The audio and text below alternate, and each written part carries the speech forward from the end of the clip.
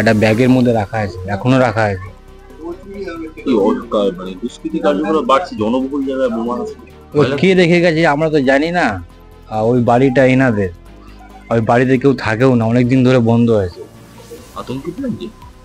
এই পাশে সবাই কদিন আগেই তো 3 নম্বরের ঘটনা হলো। এইখানে আমাদের ছেলে ফেলেরা বাড়িতে, ছোট ছোট ছেলেরা আছে, তো হয়তো ওদের বল চলে গেল, বাড়িতে পুরো দরজা খোলা, বাচ্চা যদি ঢুকে যায় বাচ্চারা কি জানে, কোনো ঘটনা হয়তো হয়ে যেতে পারে। এই জন্য আমরা আতঙ্কে আছি একটু।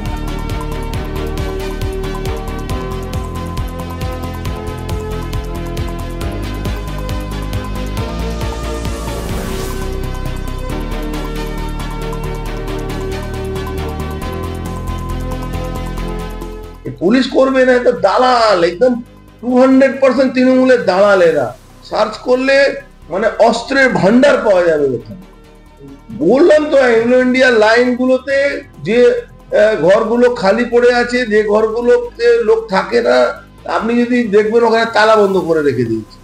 আর রাত্রিবেলা এদের তাণ্ডব, তিনসুতিয়া line, Anglo India line, JJI line. কে বা কারা রাখলো দেখুন, দুটো অ্যাঙ্গেল হতে পারে।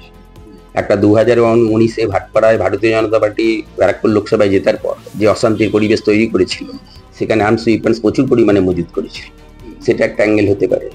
আর আরেকটা অ্যাঙ্গেল, এই ভোটের সময় এবং ভোট পরবর্তী সময় ভারতীয় জনতা পার্টি অস্ত্র এবং আর্মস উইপন্স মজুত করে থাকতে পারে।